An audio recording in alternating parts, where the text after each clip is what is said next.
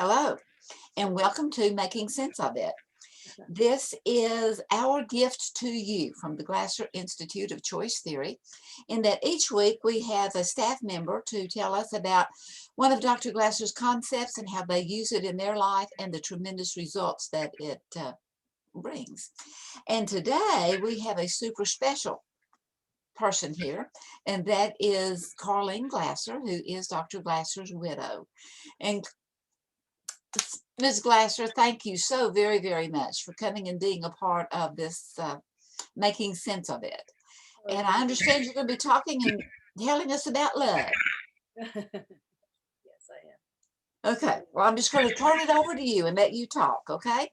Oh, it's my pleasure to be here, and I'm so happy to see you again, Mona. Um, Today, I thought since it's the month of February, and since Valentine's Day falls in February, February 14th, I thought it'd be a good idea to talk about love. And so I have several things to say about it. First of all, I'll say that Dr. Glasser, I called him Bill Glasser, was the love of my life. And so he taught me a lot about love, and we taught each other about how to have a quality relationship, a choice theory relationship. Because when I married him in 1995, he had just started talking about in 96 about changing control theory to choice theory, and he wanted to write a book about it. And so I was, of course, with him all the time. And so he started writing. It was Choice Theory, the book Choice Theory was published in 1998. And so, all during the time that we were writing, or he was writing the book, and I was editing the book for him, we talked about relationships and how important choice theory is to relationships, and how we would commit to having a choice theory relationship in our own marriage.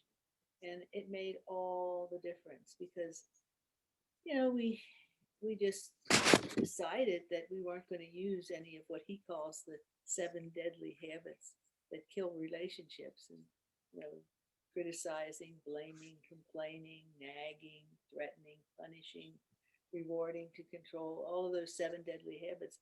They If you want to get out of a relationship with somebody that you don't like, use those habits and it'll guarantee that it'll kill that relationship. So we decided not to do that. And Bill was marvelous. He always, whatever he wrote, whatever he talked about in his books or in his talks, in his lectures, he lived it. He didn't criticize me. He didn't criticize anyone. And if I did something that I thought would displease him, which I tried never to do, but he would never blame me for anything that went wrong. It was one of the things that went wrong in one part of our marriage. He bought a new car, and he loved that car. It was very, very shiny and white, and he loved white cars, and he would even name his cars. And I forget what he could name this one, but anyway, I was driving it and accidentally got into an automobile accident that I could have been killed. Actually, it was really quite serious.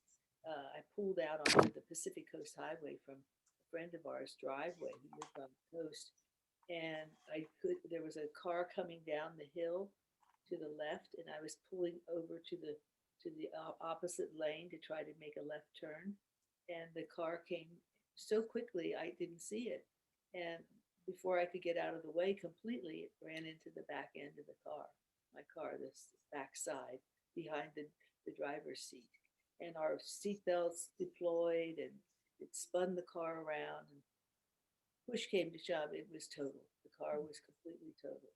And I was just devastated. I was so upset because I wrecked his brand new car for one, but I was very pleased that nobody was killed. That was good. And the first thing he asked, of course, is, "Are you all right?" He wasn't in the car, and I says, "Yes, I'm fine." And things went. He didn't talk about, complain about it, or bemoan his fate that I had wrecked his car. He never talked to anybody about it. I guess about maybe 4 or 5 days after the accident, after the wreck, we had taken care of the insurance stuff that you have to do and everything. I had what I felt was a post traumatic emotional response to this accident, and so I started to cry. I couldn't stop crying. I started hysterically crying, and of course I was married to the best psychiatrist in the world. So I went to him, and I figured, well, maybe he could help me. And he didn't say one word to me. He sat down next to me on the sofa. I'll never forget this. He wrapped his arms around me, and he just held me and just held on to me while I cried and cried and cried. And it was so comforting, and so he was there, but wasn't trying to tell me what to do or what not to do or give me any kind of external control. He was just giving me himself to cling, and I clung to him, and he held on to me through the whole crying jag. It cured me, it truly. And he often said that post traumatic stress, people deal with it better if they have a good relationship and they're connected with people that can give them comfort and love. And boy, it was sure true in my case. So that was an early experience in our marriage, and like I say, we tried very hard to have a choice theory relationship, and he was sometimes better at it than I was because I call myself a recovering external control person because I sometimes would try to get him to do things that he didn't want to do, like leave his computer and come in for lunch. I've spoken about this. It's just a silly thing, but I would fix lunch for him and say, if lunch is ready, and he wouldn't come. And there was no amount of coaxing or nagging or complaining that I would do that would get him to come. So I finally gave it up. I finally decided he's going to come and eat this lunch when he wants to. And that's all there is to it. The only person's behavior you can control is your own. And he was very good at controlling his behavior, and he didn't have any interest in controlling mine. And so we talked everything over. We had a great life together, communicating, and I think that's what love is, when you can really connect with somebody. People would often ask us, "What is love?" And when we talk about the basic needs, the basic need for love and belonging, power, freedom, fun, survival, all of the basic needs. But the need for love and belonging is the most difficult sometimes to fulfill because it depends on somebody else. You have to have somebody else in your life to love or belong with, and so we would teach people about our quality world and how we would put each other in our quality world. And that's one definition of love, I think, is when you put somebody in your quality world and they put you in their quality world. And the concept of the Venn diagram, where there are two circles that overlap one another and there's a space in the middle. Right. I can't do it with my fingers, but I should have a diagram, something fancy to show you. But a Venn diagram, basically, it could be like two quality worlds overlapping. And where the bigger the overlap, the better the relationship. Because that's the more you can share in each other's quality worlds, the richer the relationship and the more stable the relationship is. And if somebody takes something out of their quality world, it's something that we can talk about. Our quality worlds are in a relationship, a love relationship. We can talk about our pictures in our quality world and compare them and contrast them. And when they don't match, we can talk about it. And it gives you a great opportunity for us to communicate in a real meaningful way when you understand the power of the needs and how we all have universal needs, but the specific pictures we put in our quality world And when you're in a relationship, if they match and if you keep each other in your quality world, it's it's it's it's very rich. It creates a relationship that can last. And we also wrote a little book. Well, let me get this phone is doing something silly. Sorry. Okay, I put it outside. So where was I? You were talking about the power of the need and how Yeah, it motivates you. Whenever you understand the other person's power of the need, right, right. And the needs, we all have different need strengths too. I might have a really high need for love and belonging, and my partner may not have as high a need of love and belonging, but something we can negotiate.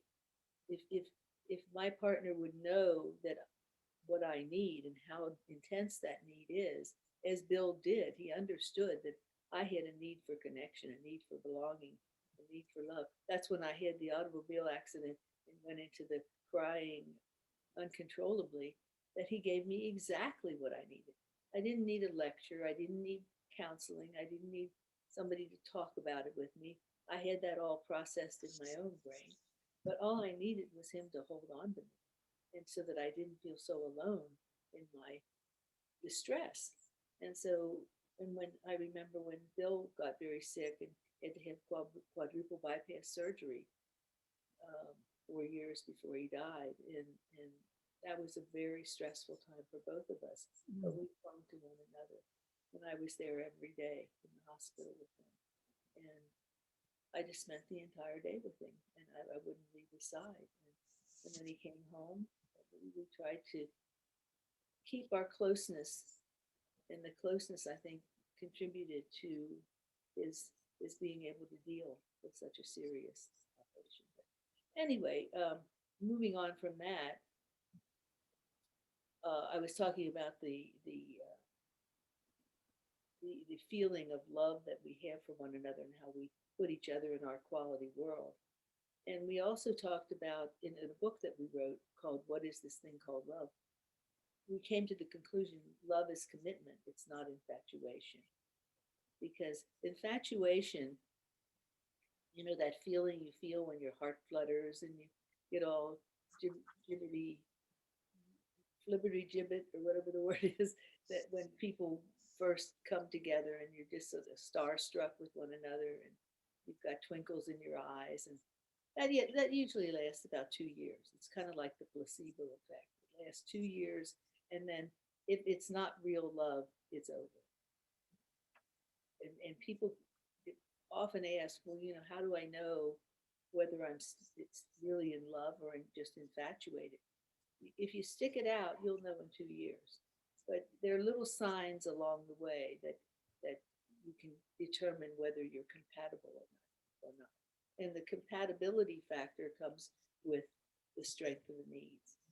You compare your need strengths with your partner's need strengths. And if there's a real incompatible need strength there, like one has a huge need for power and the other has an equally huge need for power, you're going to have some trouble in that relationship, because you're going to both be at odds with one another and competing with one another to get what you need and what you want, or to just control the situation. And often relationships, the biggest problem with relationships that fail is that people were trying to control one another. And that's where the deadly habits came in. Those are all external control behaviors: criticizing, blaming, complaining, nagging, threatening, punishing, rewarding to control. So that's one of the things I wanted to talk about. Another thing I wanted to talk about is, well, it starts off with I remembered a song that Dionne Warwick made very, very famous. It was on the charts for a long time. It was called "What the World Needs Now Is Love, Sweet Love. That's the only thing that there's much too little of." Remember that one? yes, yes, beautiful song. And it's so true, and even more true today. I think with this pandemic and with the situation in our world, the way our country, the way it is with the the division that people are experiencing, just lots of hate and lots of bad feelings toward one another. And what the world needs now is love, sweet love. And it's in short supply, I think, in many cases. However, the pandemic has had one effect of bringing families in close contact with one another if they're in the same house, and they've been kind of stuck there. I know my daughter and her husband and my two grandchildren live here with me, and it's a blessing because I didn't have to go out and buy groceries. I didn't have to go anywhere to become infected by the virus, the COVID-19. And they're taking wonderful care of me. But the other side of the coin is they're here all the time with me. They're not going to work, they're not going to school. And, we really got to know each other. And luckily I have a space of my own, one side of the house, and they sleep at the other end of the house. But sometimes I just come back here into where I am now in my room and my bedroom. It's very cozy, and I've got my TV and my reclining chair and all kinds of real comforts of home. And sometimes you just need to escape from people too to keep the relationship strong. So you have to have your own space, and they have to have their own space.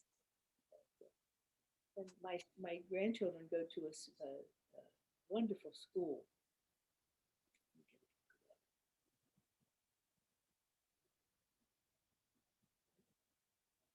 I wanted to tell you this too, that both my grandchildren go to this wonderful school here in LA, and it was founded by a man 50 years ago who studied Bill Glasser's book, Schools Without Failure, and all of Bill's works.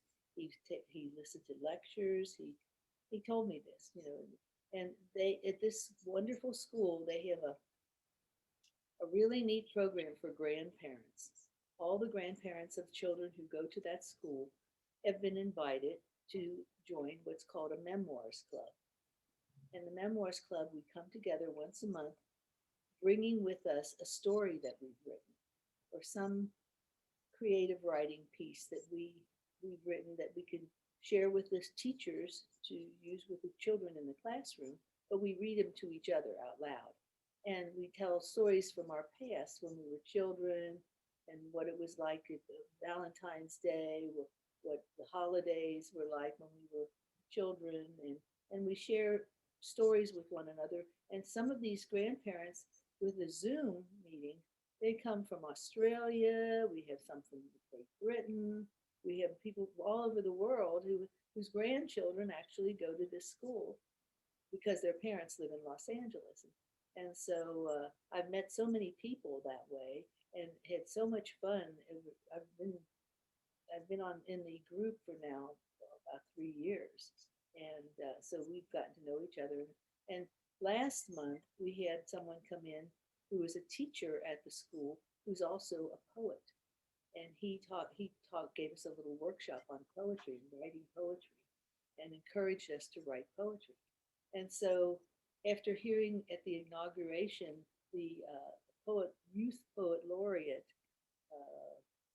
what was her name? Amanda, isn't that Amanda Gorman?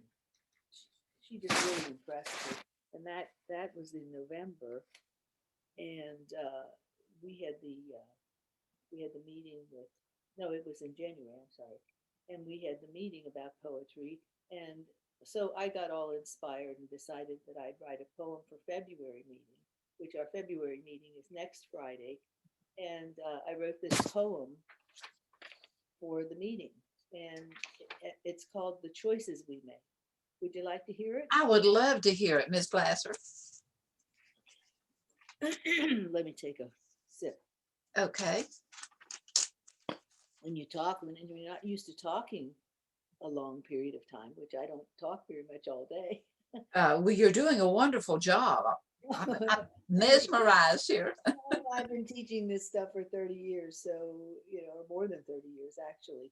And it kind of gets stuck in my brain, but my voice gets kind of dry. Okay, it's called The Choices We Make. What can feel what can feel so right yet so easily go wrong? Is this an exclusive club or can anyone belong? What can last a lifetime or be forever left behind? Looking for a new start seems impossible to find. You could feel it in your heart, you could see it in your mind. So you think you found it. This time it is for real. No, that's only how you feel. You finally come to the conclusion it was just an illusion. Despite the daunting odds at stake, what if we gave as much as we take, sharing the promise of lasting emotion, fulfilling the dream of caring devotion, trust, freedom, and ongoing laughter? These are the threads that bind us together. The world is replete with deception of late. So disconnected, we escalate the debate. Now, how do we escape the lies, fear, and hate? Maybe there is a four-letter word we often misuse. Easy to say, not hard to abuse. This word loses power the minute it's spoke. For dramatic effect, it's like blowing smoke. There has to be more than a word that is said, more than a feeling. What can we do instead? Let's join together without judgment or blame. Talk about what we all want that's the same. Universal needs form a common ground where fear or deception are seldom found. Whatever divides us, we must rise above.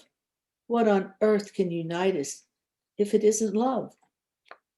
Oh, beautiful, beautiful, beautiful. Thanks. Well, I Really have nice. very zero experience writing poetry, so someone who's a real poet would maybe be able to critique it. But I enjoy I enjoyed thinking about those thoughts and thinking about what would Bill say in a time like this. And I decided to write the little poem about love without mentioning love, love, love, love, love, because everybody, they love pizza, they love, that dress that you have on, or they love your earrings. They love everything. And it's just it seems so meaningless at times to just keep saying love all the time. But the real meaning of love is, I think, what I said: trust and and laughter, being able to laugh together. If you remember Bill, he had a great sense of humor. He had very quick wit. And I think one of the things that kept us so connected with one another and so in love is that he made me laugh every day. And he wasn't one of these grumpy people that wake up in the morning and crab and complain. He woke up with a joke in his head, and he'd make me laugh so early in the morning it was impossible to be grumpy in the morning. So he knew what it meant to stay connected with people, and that's why he stayed connected with so many people over the what, 50 or 60 years since he started writing. It's amazing that the first major book that he wrote, Reality Therapy, is still in print and still selling. Yes, definitely, definitely, It's definitely. translated into a bazillion languages. It's just wonderful. So anyway, that's kind of what I had to say. I wrote down a couple of notes. Let's see if I covered them. You can't legislate goodwill. That was another quote that I heard somewhere along the line. And so we're going to have to find another way to get along with one another. And we have to start with putting people in our quality world and sharing ideas and thoughts with them without trying to control them, and showing love. Everything I'm hearing you say as you're winding it up, it sounds like it's the underlying word of commitment, Yes, it is. back to being committed to what you have said. And I love the fact in your poem, and you talked about, is it real? And you kind of dismiss it because that's just how you're feeling right now. Yeah. And the Yeah. commitment is what makes it real, and all of the words that you put there at the very end. Mm. And I really like that diagram that you gave us with your hand, the quality world and quality world, and the more they can come together and that you can share more things in it. So it's just beautiful. And thank you so very much. You're welcome. Yes, yes, yes, yes. So I'll go ahead and stop the recording, and thank you very, very much. But we'll chat for just a minute after I stop the recording. And thank you so much. This has just been a delight. And all of those that will watch later, I'm sure. Is it all right if I let them have your email so they can send you a comment? Sure, sure. Okay, I'll put it in the chat box, and then they can send you their personal comments. Okay, thank you. Thank you.